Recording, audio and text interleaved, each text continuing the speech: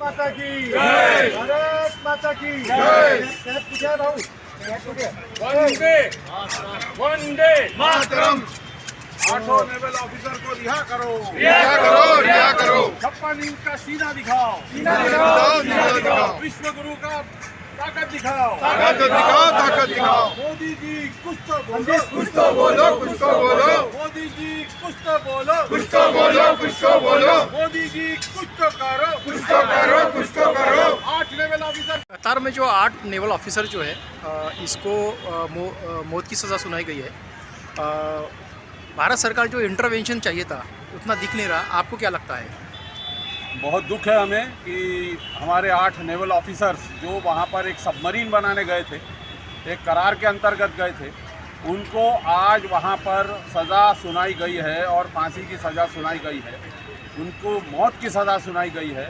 सितंबर 2022 से वो लोग जेल में बंद हैं और हमारी सरकार यहाँ G20, C20, P20 ये इनाग्रेशन, वो इनाग्रेशन, वंदे भारत इनाग्रेशन, साहब को टाइम ही नहीं है, साहब को टाइम ही नहीं है वहाँ वकील को देना, वहाँ पे केस लड़ना, उनके तरफ से इंडिया के तरफ से बात रखना।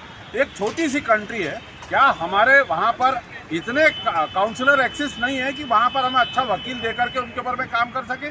3 बार उनकी बेल रिजेक्ट होती है, उनके परिवार लोग मिनिस्टर्स के पास जाके धक्के खा रहे हैं, उनके साथ के ऑफिसर्स हमारे को बोल रहे हैं कि बहुत ईमानदार नेक ऑफिसर्स हैं हमारे साथ में जो वहाँ गए थे। बिल्कुल ऐसा नहीं कर सकते वो, क्योंकि हमारे साहब इजराइल के बहुत अच्छे दोस्त हैं। कांग्रेस के प्रवक्ता मनीष तिवारी जो है उनका कहना है कि 2022 के अगस्त में जो पार्लियामेंट सेशन हुआ था उसमें मैंने इस मसले को उठाया था, लेकिन भारत सरकार ने इसको सीरियसली नहीं लिया, गंभीरता से नहीं लिया। आपको क्या लग रहा है कि ये इंडिया की जो फॉरेन पॉलिसी या डिप्लोमेट्स है वो फेल हो रहा है, ऐसा लग रहा है क्या? इनकी कूटनीति बिल्कुल फेल है। हमारे फॉरेन मिनिस्टर करते क्या हैं? अलग अलग कंट्रीज में जा करके अपॉइंटमेंट लेते रहते हैं, उससे ज़्यादा वो क्या बात करते हैं? फॉरेन पॉलिसी की क्या बात होती है? एक ही चेहरा कैसे दुनिया में चमकाया जाए जैसा इंडिया में चमकाया जा रहा है। G20 की मीटिंग में फॉरेन के मीडिया ने साफ बोला है कि हम लोगों को ये G20 की मीटिंग नहीं लग रही है, ये चुनाव का प्रचार लग रहा है। यही काम करने जाते हैं वो। हमारे फॉरेन मिनिस्टर की फॉरेन पॉलिसी क्या है? एक छोटा सा देश हमारे लोगों को सुनाई कर देता है, हम वहाँ वकील नहीं भेज सकते, उनके परिवार हमारे मिनिस्टर के पास जा रहे हैं सेंट्रल गवर्नमेंट के, सेंट्रल गवर्नमेंट का मिनिस्टर उनको एडवाइस दे रहा है नहीं ये ज़्यादा मामले को उछालिए मत, आप थोड़ा शांत रहिए, हम सब लगे हैं, हम सब कर रहे हैं। ये करने में उनको फांसी की सजा सुनाई दी गई है। 2 के परिवार के बुजुर्ग माँ बाप हैं, 2 जनों की लड़कियों की शादी बगैर पिताजी के खड़े रह गए क्योंकि उनके पिताजी जेल में हैं। क्या ये संजीदा बात नहीं है? कतार गवर्नमेंट का इस पर स्टैंड ये है कि ये 6 जो नवल अफसर है उन्होंने इजराइल के लिए जासूसी की है, मतलब जहाँ पे जो पांडुबिया आने वाली थी कई बाहर देशों के लिए, कतार के लिए, तो वो जो है पांडुबिया बहुत सेफ मानी जाती है किसी भी कंट्रीज़ पर अटैक करने के लिए, और उसकी जासूसी जो है वो इन 8 नवल ऑफिसर ने इजराइल को की है। आपको क्या लगता है इस मामले में कैसा स्टैंड रहना चाहिए? हमारे हाथ में ना चार्जशीट दी गई, ना हमारे पास FIR का रिपोर्ट है, ना इनके इल्ज़ाम किस बिना सबक पर है वो है, सीधा सुनवाई कर दी गई।